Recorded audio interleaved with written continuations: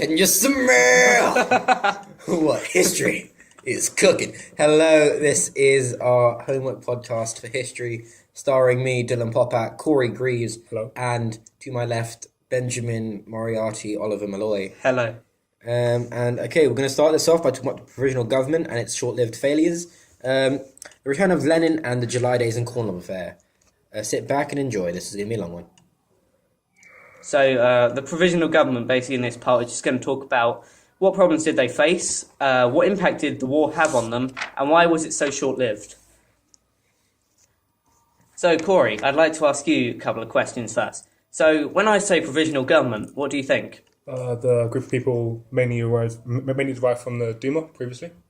That's quite correct. And that's the fourth Duma. The Duma that was pretty much made by the Tsar's mates, led by a bloke called Alexander Kerensky, who was actually part of the Petrograd Soviet. That's quite true. Basically, Congratulations, you can confirm facts. Yeah, that's a major point. But what we're going to move on to now, it's about the war. The war was a major influence, World War One. So at this point in time, Russia was on the side of the Allies, and it was fighting against Germany and Austria-Hungary.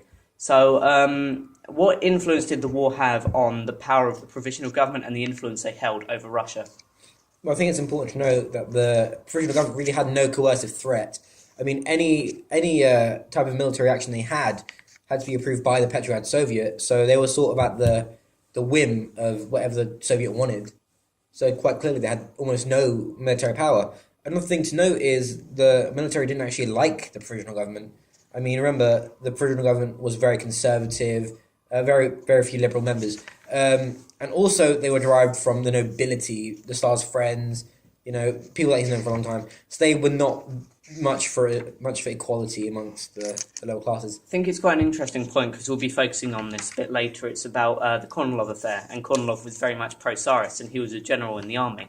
So a pro-Tsarist with the provisional government and this pro-Tsarist is leader of the army, that's not a good mix because at some point tension is going to arise between them. We'll focus on that a bit later on. So, Corey, why do you think the provisional government was so short-lived? Possibly the fact that it was derived from the Duma, who were not originally elected by the people after the Tsar's abdication. That could be a factor contributing to their It's quite an interesting point. And also, the people of Russia weren't particularly fond of provisional government. Like, as it was said, they were angry about the war, they were angry about the famine caused by the war, and they wanted their land. There were issues going on in the countryside, and the provisional government failed to deal with this. So, overall, how much of an influence do you think the war had on the provisional government and Russia? Well, I like to say that they actually had quite a big influence, and negative influence, that is, because it actually grew to greater hatred of them. But just to go back a bit, I'd like to bring a little parallel between the French Revolution, the feudal Japan, quite a few hundred years ago. But in feudal Japan, where you had the landowners, pretty much, who were the samurai, and they were sort of ravaged by the peasants that they governed. This is very similar to what happened in Russia. So this is quite similar. We're seeing history sort of repeat itself, and I think that's very interesting. I think it's quite interesting to take it back a little bit about just the general problems facing the provisional government. One of the major problems we've had to bring up earlier, but I'll bring it up now, the government, there were two governments. It was a bicameral system. So you had the provisional government and the Soviet. Now, Order Number 1 reduced the authority of the provisional government because Order Number 1 said the Soviet only had to listen to the orders if the Soviet agreed with it. And that's the army and the workers who were on the Soviet side. So what we found here is the action taken by the provisional government to stop this Soviet was nothing. They did nothing to try and end it. So they undermined the authority of the provisional government, and that was a major, major issue. Another thing going from that is, should the provisional government have authority? Remember, they weren't an elected body, because not even the second Duma was elected, I think the first was. But again, very important to note that these people weren't elected, but they still had what some could see as a significant amount of power, but they obviously didn't, because they were heavily neutered by the Soviet. So if we talk about the main points here, we've talked about like political authority is an issue because of the Soviet, the war, and the crisis in the countryside. So of these three, Corey, what do you think's the most important one affecting the power? It's personally, obviously, it's an opinion. What factors were they again, sorry? So the political authority, the war, or the crisis in the countryside. I think the political authority and the war were the two major factors, I think. But That is quite an interesting point because political authority with the war, that's not good because the Soviet controls the army, and if provisional government don't have power over the army, the war's going to start failing. It's also important to note that the provisional government, that is, really was in favour of the war. They thought it would actually bring a sort of nationalism out of Russia. And I think it's also important to note nationalism isn't always a bad thing. It can lead to bad things, but it's not always a bad thing. So let's wrap this one up, because this is just about provisional government in general. So, so we've talked about political authority, the war, crisis in the countryside, and these are the main issues, which is why the provisional government was so short-lived. Okay, chapter 10, the return of Lenin. Quick thing before. We are using the EdXL AS History Unit 1 book. With some details from Reaction and Revolution, Russia, 1894 to 1924, third edition. We're also using a lot of research we've done ourselves, so do your own research, damn it. So chapter 10, the return of Lenin. In this part, we're going to talk about what were Lenin's political ideas, what the April thesis, and what impact did his return have on the Russian Revolution. Yeah, okay. So heading straight into it, what were Lenin's political ideas? Lenin was an actual ideal Marxist, but it's also important to note he wasn't like Stalin in the way that Stalin didn't truly believe in Marxism. Lenin truly believed in a utopian society where communism would thrive, not hurt Russia. Power to the proletariats was one of the things he truly believed in, and the provisional government didn't give that, which is why Lenin condemned them. Exactly.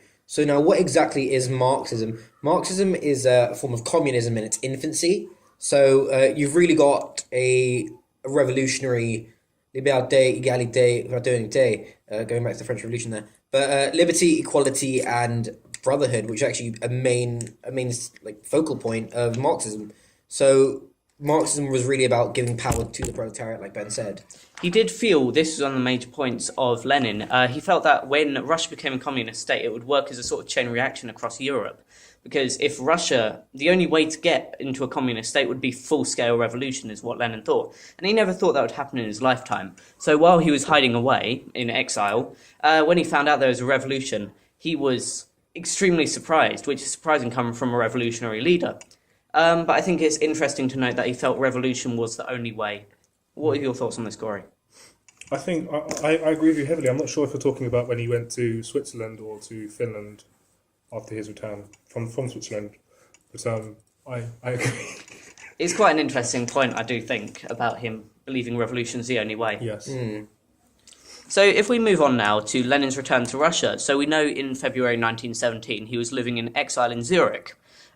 He was keen to get back to Russia, but he'd have to cross enemy territory during a time of war. But in March 1917, he received permission from the German government, who wanted to send Lenin back to Russia to try and cause a lot of mayhem for the provisional government. Allegedly, but I think it is a major point to take into account regarding this. There's no other reason for them to send him back. But they sent an armoured train, which put him in, they closed doors, and didn't open again until he reached... what station was it? Finland Station. Finland Station, thank you. Yeah, I hate it when I'm on the train and they open the doors and people just fall out. It's very unfortunate. Bloody peasants. On the 3rd of April, though, that's when he arrived in Petrograd. His arrival had been publicised and there was a huge crowd waiting. So he got onto the armoured car and he made his famous speech about peace, bread and land and all power to the Soviets. So was that when he spoke about the April thesis? Yes. Yeah. So I'm going to give each of you one of those. So wait, Corey, hold on. Before we say this, again, it's also important to note that the Russians were using the Gregorian calendar, which is 13 days ahead of ours. So when we say stuff like the April thesis or the November Revolution, it's actually in reference to very early April or maybe even March. Late June. Or no. My dates are mixed up. Sorry. Yeah, it's we're talking about very early March or very late March or very early April or mid to late October when we're talking about the November Revolution. Thanks for that, Dylan. So I'm going to give each of you one of the slogans he used. So Corey, what do you think? Peace, bread and land. What was that all about? Well, peace, bread and land. He was peace, bread and land. Peace, bread and land sounds funny at the time. Peace, bread and land. He was with using this. He was essentially looking to gather the support of people who were being affected by the lack of these factors. With peace, he was talking towards the soldiers who were losing their lives. It seemed in the dozens on the war front. In fact, by the end of Russian involvement in the war, late 1917, they lost a third of their population to war. It must also be mentioned that the peace and bread work together because as soon as they leave the war, the food concentration is not directly sent to the front line. So back home, they can enjoy the food. About land, that relates earlier on, obviously, to the countryside problems that they were facing, and provisional government had done nothing. So Lenin condemned them completely. Yeah, Definitely. Seizing land. They were just seizing land like crazy. So what Lenin did was he came to the people and he actually gave them that land. Again, this is very reminiscent of what happened in feudal Japan when the Toshugaku did this exact same thing. So I think it's important to note these sort of parallels between these governments that were quite revolutionary in their time. So maybe don't fix it if it isn't broken. So Dylan, I'm just gonna move on to the second slogan, which is because we've got to think about time. So all power to the Soviets. What did that mean? All power to the Soviets. Well, that literally means let's get this power from the provisional government and let's give it to the Soviets. And it's also very, very relevant to say that the Soviets are made up of like workers, farmers and soldiers these peasants made up 80% of Russia's populace. So the Soviet did represent the proletariat, you're saying? Once again, yes. it was almost a copy of his Peace, Bread and Land because it's implementing the three groups of people. It's a very interesting point, Corey. Well done. Well done. Thank you. The April thesis. So I'm just going to read this out, and this is from edXLAS History Unit 1. Page 61. The April thesis published in Pravda, which was the Bolshevik newspaper, pretty much just propaganda for the people. And this was the 7th of April, 1917. Said, the war is a greedy war for territory and should be ended immediately. There's no support for the provisional government. The revolution needs to move to its second stage, which must place power in the hands of the proletariat and the poor people. The masses must be made to see that Soviet's only possible form of revolutionary government. Abolish the police, the army and the bureaucracy. The salaries of all officials should not exceed the average wage of the worker. He was very much for the people. Confiscation of all landed estates from landowners and the aristocracy. Mass propaganda to win over the poor peasants and workers. The immediate union of all banks into a single national bank. All production of goods to come under Soviet control. And an international organisation to be set up to spread a revolution worldwide. His chain reaction theory. So that's quite a lot there, but the basic point is he spoke for the people. Yeah, okay. So now, for the sake of time, let's move over to the July Days and Kornilov affair. So Ben, do you want to go? Oh no, let's go, Corey. Corey, do you want to quickly whiz through what the July Days were? Not really. So Ben, do you want to go what the July Days were? I'll go with Kornilov affair. So on Monday the 2nd of July, in central Petrograd, a regimental concert was staged for the soldiers leaving the front. It unfortunately turned into an anti-government rally, and there were demands that all political power should be handed to the Soviet, reminiscent of what Lenin had said earlier. And at that night, the troops who had returned to their barracks formed a Provisional Revolutionary Committee to campaign against the government. If you'd like to move on to the 3rd of July, Dylan. The 3rd of July? What happened on the 3rd of July? Is that when everyone got arrested? Okay, let's just say... I don't think it's when everyone got... No, everyone got arrested on my birthday, actually, July 6th. But okay, the 3rd of July were demonstrations brought the provisional... Ben, just talk about this, please. I'll go over, resting and Kornilov affair. Yeah, bring your birthday into it. I'm not getting you a present. No one is. No one loves you, Dylan. Thanks, brother. Okay. They brought the provisional government and the Soviet together, which is one of the things that was extremely shocking in this period of history. The Bolsheviks did not have a majority in the Soviets, and so the people didn't, and the Soviet did not trust them. So the provisional government and Soviet appealed for workers not to demonstrate on the streets, and they both saw the Bolsheviks as a threat to their authority. We're running out of time, so I'll whiz through this really quickly. Basically, July 6th, 500 Bolsheviks inside their headquarters at the Smolny were arrested by loyal troops. Anyway, so okay, July Day, super quick. August 1917. Like Ben said earlier, that general who was pro-Tsarist wanted to invade Petrograd. Again, the provisional government and Alexander Kerensky didn't have the soldiers with manpower to defend. So they set free those 500 Bolsheviks and they gave them weapons, right? Obviously, they defended and they were very successful in this endeavor. However, this was detrimental to the success of the provisional government and actually non-Bolshevik leaders as a whole, because it made everyone look at the Bolsheviks as heroes, as defenders of their city. So what we're going to point out here is, so this last bit about the Kornilov affair has been a bit rushed. We may do another bit unless we don't have time or if we forget. But this has been Corey, Dylan and Ben, so mainly Ben and Dylan, listening. but thank you for listening. Okay, Alright, favorite,